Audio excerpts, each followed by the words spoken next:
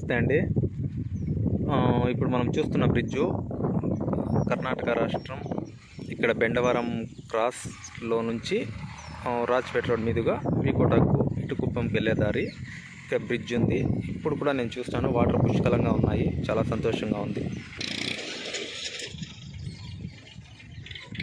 చూడడానికి చాలా ఆహ్లాదకరంగా ఉంది.